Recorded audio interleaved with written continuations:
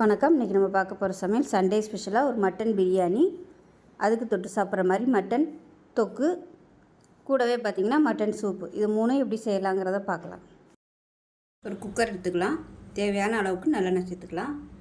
எண்ணெய் நல்லா சூடாயிருச்சு. கரம் மசாலா எல்லாம் சேர்த்துக்கலாம். பட்டை, கிராம்பு, ஏலக்காய், பிரிஞ்சி இலை, 1 டீஸ்பூன் சோம்பு, கொஞ்சம் கல்பாசி, இதையெல்லாம் சேர்த்துக்கலாம். அது கூடவே கருவேப்பிலையில் ஒரு கொத்து சேர்த்துக்கலாம்.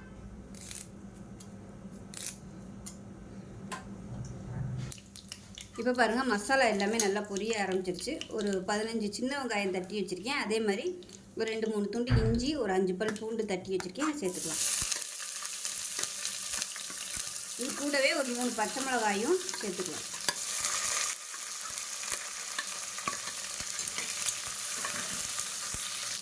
லேசாக வதக்குனா போதும். மீடியம் சைஸாக 2 தக்காளி சேர்த்துக்கலாம். இப்போ தக்காளி நல்லா வதங்கிடுச்சு.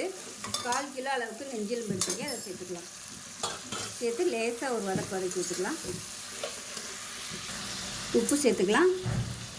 மஞ்சத்தூள் கொஞ்சம், தனியாத்தூள் கொஞ்சம், மிளகாத்தூள், பச்சை மிளகா வேறு போட்டிருக்கோம். நல்லா கலந்து விட்டுக்கலாம். 1/4 டீஸ்பூன் சீரகத்தூள் சேர்த்துக்கலாம். மிளகுத்தூள் நம்ம சாப்பிடையில சேர்த்துக்கலாம், அப்போ தான் நல்லாயிருக்கும். இப்போ இது எல்லாத்தையும் நல்லா வதக்கியாச்சு. ஒரு 1/2 லிட்டர் அளவுக்கு தண்ணி சேர்த்துக்கலாம். இப்போ நல்லா கலந்து விட்டுட்டு புதினா, கொத்தமல்லி சேர்த்துக்கலாம். இது எல்லாத்தையும் நம்ம வடிகட்ட தான் போகிறோம், அதனால் ஒன்றும் பிரச்சனை இல்லை. கலந்து விட்டுட்டு மூடி வச்சிடலாம். நல்லா ஒரு 8 விசில் விட்டுட்டு பார்க்கலாம். ஒரு குக்கர் எடுத்துக்கலாம். கடலை எண்ணெய் சேர்த்துக்கலாம். எண்ணெய் நல்லா சூடாயிருச்சு. 1 டீஸ்பூன் சோம்பு சேர்த்துக்கலாம். கரம் மசாலா எல்லாம் சேர்த்துக்கலாம். பிரிஞ்சி இலை, பட்டை, கிராம்பு, ஏலக்காய், கல்பாசி, இது எல்லாம் சேர்த்துக்கலாம். 3 வரமிளகாய் சேர்த்துக்கலாம். கருவேப்பிலை சேர்த்துக்கலாம்.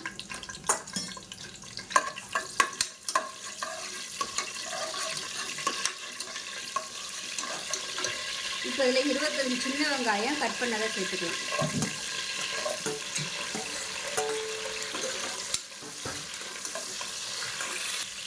இப்போ இதில் ஒரு 3 பச்சை மிளகாயை கட் பண்ணதை சேர்த்துக்கலாம். வெங்காயம் லேசாக வதங்கிடுச்சு. 1 டேபிள் ஸ்பூன் அளவுக்கு இஞ்சி பூண்டு பேஸ்ட் சேர்த்து வதக்கி விட்டுக்கலாம். இப்போ வெங்காயம், இஞ்சி பூண்டு பேஸ்ட் நல்லா வதங்கிடுச்சு. குழம்புத்தூள் சேர்த்துக்கலாம். வீட்டில் நீங்கள் எது வச்சுருக்கீங்களோ அது சேர்த்துக்கோங்க. நான் கறிக்குழம்புக்குன்னு தனியாக அரைச்சி வச்சது தான் சேர்த்துருக்கேன்.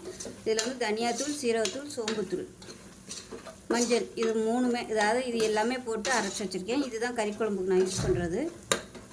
அப்படி இல்லைன்னா நீங்கள் வெறும் தனியாத்தூள், மிளகாத்தூள், சீரகத்தூள், சோம்புத்தூள் தனித்தனியாக சேர்த்துக்கோங்க.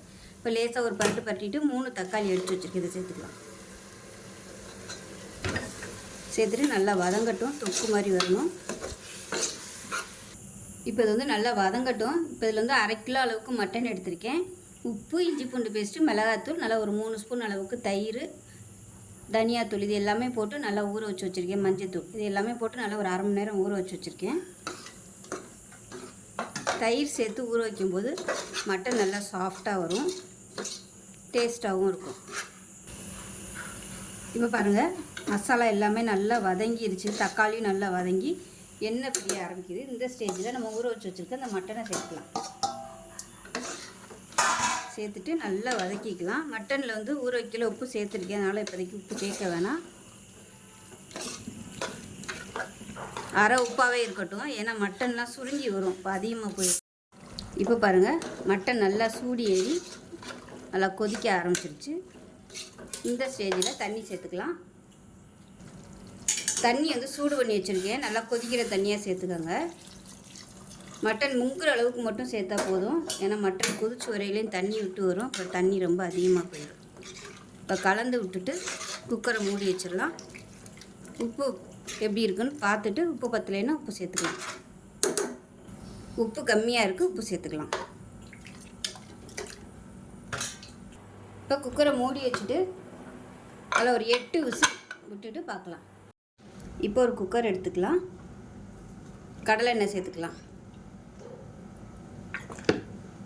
இப்போ இதில் நெய் சேர்த்துக்கலாம். இது கூடவே தேங்காய் எண்ணெய் சேர்த்துக்கோங்க, நல்லாயிருக்கும். நான் அன்றைக்கி சேர்க்கல. ஸோ நெய் தாராளமாகவே விட்டுக்கலாம்.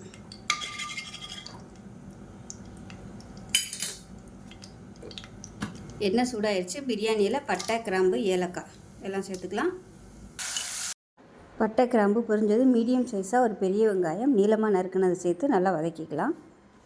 இப்போ இது கூடவே மட்டன் கொழுப்பு கொஞ்சம் சேர்த்துருக்கேன். கொழுப்பு சேர்த்த வீடியோ வந்து ஸ்கிப் ஆகிடுச்சு. அதுவும் கொஞ்சம் புதினா இலையும் எண்ணெயில் போட்டு நல்லா வதக்கிக்கலாம்.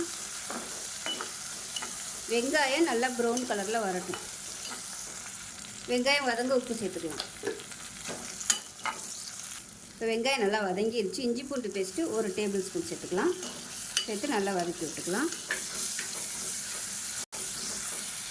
இஞ்சி பூண்டு பேஸ்ட் நல்லா வதங்கினதும் நல்லா ஒரு டேபிள் ஸ்பூன் அளவுக்கு, அதாவது காரம் எவ்வளோ தேவையோ அதுக்கு தகுந்த மாதிரி நீங்கள் மிளகாத்தூள் சேர்த்துக்கோங்க. நான் ஒரு டேபிள் ஸ்பூன் மிளகாத்தூள், கொஞ்சமாக கரம் மசாலா, பட்டை, கிராம்பு, ஏலக்காய் பொடி பண்ணி வச்சுருக்கேன், அதை சேர்த்துக்கலாம்.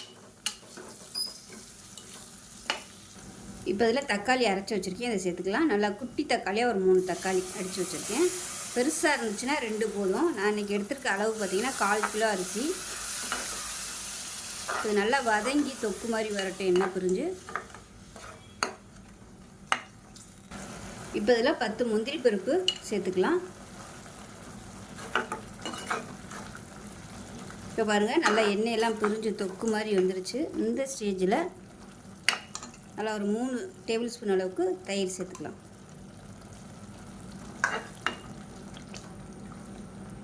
இது கூடவே ஒரு 6 பச்சை மிளகாயை முழுசாக அப்படியே சேர்த்துக்கலாம்.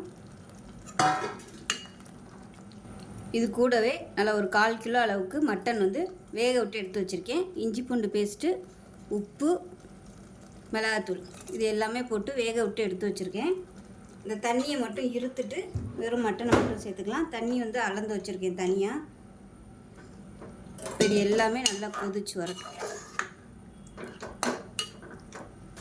இப்போ பாருங்கள் பிரியாணிக்கு கிரேவி சூப்பராக ரெடி ஆயிடுச்சு. நல்லா எண்ணெயெல்லாம் மிதந்து வர ஆரம்பிச்சிருச்சு. இந்த மாதிரி வதக்குனிங்கன்னா தான் பிரியாணி நல்லா டேஸ்ட்டாக வரும். இப்போ நம்ம எடுத்து வச்சுருந்த தண்ணியை ஊற்றி ஏன்னா சூடு பண்ணிவிட்டு சேர்த்துக்கோங்க. அது 1 கப் அளவுக்கு 1.25 கப் அளவுக்கு தண்ணி சேர்த்துருக்கேன். அது மட்டன் வேக வச்ச தண்ணியோட அது லேசாக சூடு பண்ணிவிட்டு சேர்த்துக்கோங்க. அது நல்லா கொதிக்கட்டும்.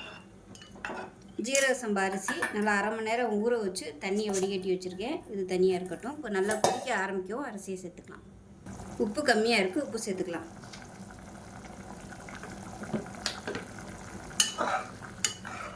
இப்போ நல்லா கொதிச்சுட்டு இருக்கு. மெஷரிங் கப்பில் 1/4 கப் அளவுக்கு பால் சேர்த்துக்கலாம். காய்ச்சின பால், காய்ச்சாத பால் எதுனாலும் சேர்த்துக்கலாம். நான் இந்த மெஷரிங் கப்பில் தான் அரிசி எடுத்துருக்கேன் எல்லாமே. நல்லா கொதிக்கட்டும். இப்போ தண்ணி எல்லாமே நல்லா கொதிக்க ஆரம்பிச்சிருச்சு. ஊற வச்ச அரிசியை சேர்த்துக்கலாம். அரிசியை சேர்த்துட்டு கலந்து விட்டுலாம். இப்போ ஒரு 1/2 டேபிள் ஸ்பூன் லெமன் ஜூஸ் செஞ்சு விட்டுக்கலாம். நல்லா கலந்து விட்டுட்டு குக்கரை மூடிடலாம். இப்போ லாஸ்ட்டாக அதில் மிச்சம் இருக்கிற புதினா கொத்தமல்லியை மேலாப்பில் சேர்த்துக்கலாம்.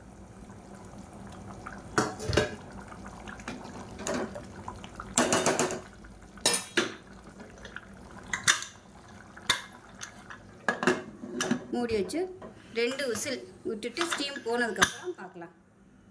இப்போ மட்டன் கிரேவி எப்படி இருக்குன்னு பார்க்கலாம். பாருங்கள் இந்த மாதிரி தான் இருக்கும். தண்ணியாக இருந்துச்சுன்னா கொஞ்சம் வற்ற விட்டுக்கலாம்.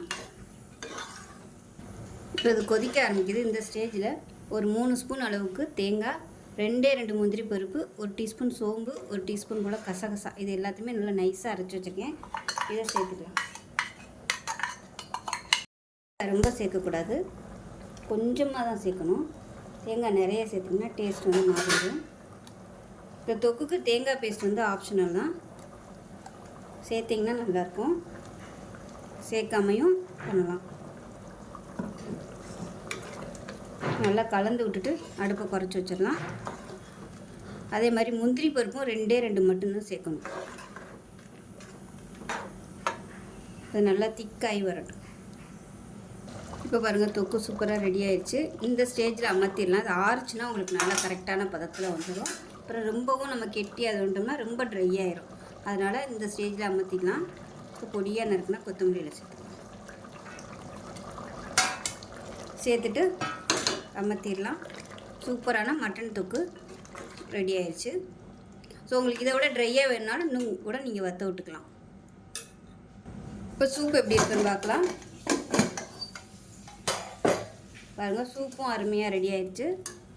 தண்ணி ரொம்ப வத்தினாப்பில் இருந்துச்சுன்னா நீங்கள் கொஞ்சம் சுடு தண்ணி கூட சேர்த்துக்கலாம். ஸோ அப்படியே வடிகட்டி சாப்பிட்டோம்னா சூப்பராக இருக்கும் மிளகுத்தூள் போட்டு. இப்போ பிரியாணி 2 விசில் வந்து ஸ்டீம்லாம் போயிடுச்சு. எப்படி இருக்குன்னு பார்க்கலாம். சூப்பராக இருக்குது. நல்லா மணக்க பிரியாணி ரெடி ஆயிடுச்சு. மட்டன் பிரியாணி அருமையாக இருக்கும்.